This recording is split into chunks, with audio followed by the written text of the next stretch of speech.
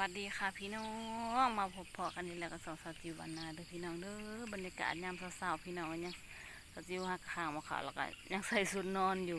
น้องไทกานอนอยู่ผู้เดียวพี่น้องปองไปแล้วสาวจิวมาเราเบิ่งน้ำนะฝนตกเมื่อคืนนี่ทั้งฝนทั้งลมพี่น้องเอ้ยตกแห่ตกหว่าเลยนี่จนมันมีบ่อนนอนเปียกปั๊ดถีบเที่ยงหน้านะพี่น้องเอ้ยเปียกคักเปียกแน่เลยนี่มาเบิ่งบรรยากาศยามเช้าพี่น้องแมงกะบี่คือหลายแท้มาเก็บภาพบรรยากาศตอนเช้านะคะให้ทุกคนได้เบิ่งนะคะพี่น้องคะเสียงกบเขียดของเอฟเพื่อนในพรใหม่บริเยืองนะคะเนื่องจากว่ามันเป็นวันศิลนะคะพี่น้องวันศิลใหญ่ก็เลยบริเยืองนะคะข้างหน้าก็ขาดเป็นสายพี่น้องเจอน้องไทกาตื่นเลยข้างหน้าก็ขาดเป็นสายข้างหน้าพ่อใหญ่ฮักกับป้านแล้วนะก็ขาดอีกแล้วพี่น้องปองไปขาดค่าคันนี้ไปเบิ่งมาเราออกกำลังกายตอนเช้าพี่น้องมาหลอกเพราะว่าเพิ่นบ่ใส่ท่อนี่ตัวนี้นะบ่ขาดเพราะว่าเขาใส่กระสอบลายเนี่ยเบิ่งพี่น้องเอ้ยหน้าหายนี่บ่ได้กินข้าวพี่น้องเอ้ยนี่ตัวนี้นะใส่กระสอบลายแล้วบ่เป็นหยังโอ้เบิ่งความมันว่างนะพี่น้อง2 วาโอ้เอ้ยคันนาก็ได้มาเบิ่งตัวนี้สิเพิ่นฮักกะปานแล้วมันน่ะเคยโตก็พ่อใหญ่ให้นี่บ่ได้กินข้าวพี่น้องเอ้ยเสียข้าวไปละแล้วให้นี่เสียไข่หน้าไปละผู้เมืองพี่น้องพ่อใหญ่เพิ่นเอาไม้มาขันนี่เพิ่นเอามาสิอยู่มันสิไปอยู่น้ำแห้งกระดอกกระดีอ่ะขาดคือเก่า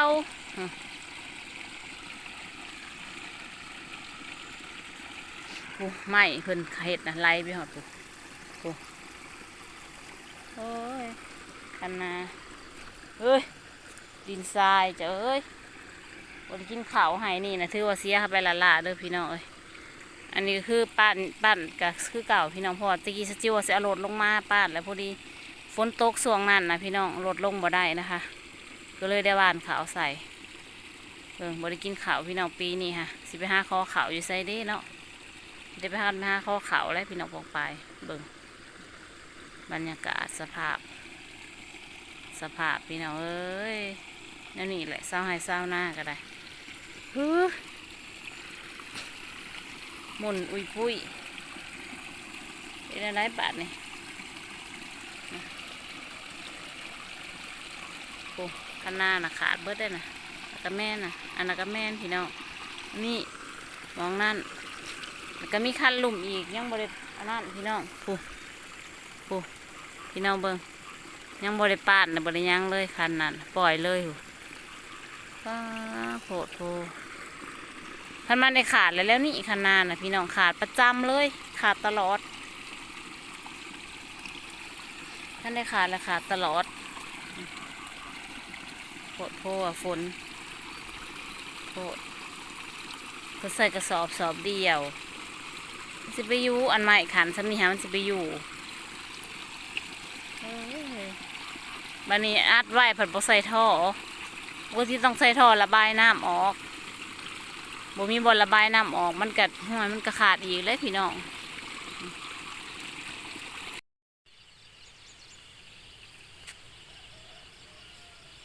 โหดว่าข้างหน้าขาดพี่น้องสุดยอดเลยขาดแท้ขาดว่าเลยนี่ขาวให้นี่ก็คือบริกินแล้วให้บักใหญ่พี่น้องปกตินะ3 ให้นี่คือ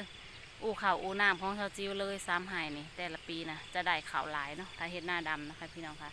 ปีนี้เฮ็ดหน้าหวานเสียหายทีมเบิดพี่น้องบริกินข่าวปีนี้สิบห้าเขาทานกินนะพี่น้องค่ะนะจ๊ะเพราะว่าหน้าชาวจิวบ่หลายนะพี่น้องหน้าน้อยหนึ่งเดี๋ยวจะขึ้นเมื่อแล้วพี่น้องมองไปมาเบิ่งเขามาเบิ่งคันหน้าขาดเบิ่งก็ได้แต่เบิ่งแล้วพี่น้องเห็นยังบ่ได้เนาะคันป่านมันก็บ่อยู่คือเก่าเพราะว่าฝนลงมามันก็อันนั้นเก่าพี่น้องใครมีวิธีบอกให้เด้อเห็นได้มันที่อยู่เพราะว่ามันขาดแบบว่ามันขาดข่วงแห้งอะไรนะพี่น้องสเต็กขึ้นเมื่อแล้วแหละเพราะว่ายันน้องไทก้าตื่นนะคะพี่น้องคะน้ำไหลแห้งสติวสิหยางไปเบิ่งน้ำก่อนหอยมีไฟไปจากสู่นี่นะจะใส่กันสดนี่สิบเตื่อยซะบ่ตายได้พี่น้องข่าวว่าตายหลายคนเลยได้ไฟสดนะคะ เพราะว่าฝนตกน้ำนี่แล้วก็จะเปิดเอ้ยกันสอดใครในแต่ก็จะบ่เปิดพี่น้องถ้ามันเปิดขอยกระตายแล้วแหละมันดูดข่อยบางอย่างนี่เราจะใส่กันสอดแล้วเจ้าซิวสิพาลงย่างลงไปเบิ่งน้ำมีสูงก่อนหน่อยหนึ่งนะคะแล้วก็จะขึ้นมาน้องได้กล้าพอฮอนใหม่แล้วสิหาเกี่ยวหยาให้งัวว้าเสียงน้ำไหลพี่น้องเจ้าซิวอยากเบิ่งว่าน้ำไหลแห้งบ่ไปเบิ่งน้ำกันไปพี่น้องไปเบิ่งทางอันนี้ก็เป็นทางลงหินสูงทางลงไห่เจ้าซิวหมดเลยพี่น้องอันนี้มันทางลงไห่ทางลงหินสูงบ่อนเฮาหาอยู่หากินตะกี้ได้นี่เป็นไห่พี่น้องเลยเป็นสวนอาณาไม่ใหญ่เราปลูกอันมะคุ้งนะคะแต่ว่าปีนี้เท่าจิ้วใหญ่ไปปลูกฟางนั่นเบิดมันบริเฮาบริเฮ็ดหัวว้าคือเป็นตะย่านพี่น้อง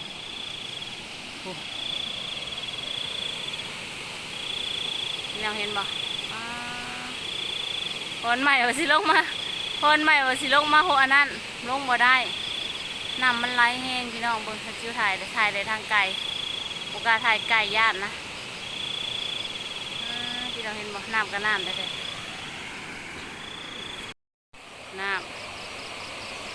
น้ำป่าไหลหลากพี่น้อง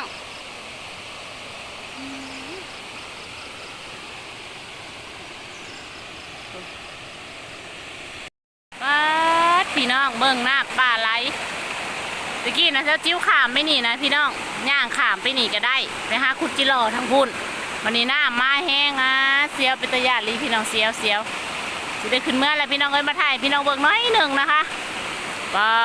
ถูกไล่แห้งแล้วขึ้นเมื่อพี่น้องเจ้าจิ้วยานอยู่ผู้เดียวมาคนเดียวผูดไล่ลงไล่ออกแม่น้ำคลองเลยนี่นะพี่น้องไล่ออกแม่น้ำคลองเฮ้ยน่ากลัวน้ำก็น้ำเลยเธอซื้อลงไปเบิ่งย่านพี่น้องขึ้นเมื่อก็เสียวแห้งพี่น้องเบิ่งส่วนหยาไปสวยนี่ป้างามเลยส่วนหยาเธอซื้อขึ้นเมื่อเลยเด้อพี่น้องปองไปมาให้เบิ่งซ้ำนี่นะคะตอนเช้านะคะพี่น้องคะเสียวย่านแห้งบรรยากาศดีแห้งพี่น้องยังมาเศร้าโอเคละพี่น้องสำหรับมื้อนี้เนาะเขาจะคิดไว้สักนิดสักก่อนเด้อพี่น้องเราเบิ่งน้ำให้น้ำหน้ากะเสียใจเลยพี่น้องขาวพี่นี่ส่งสีแบบว่าบ่ได้หับหมากหับพ้นเนาะเพราะว่าข้างหน้าขาดไปเลยนะพี่น้อง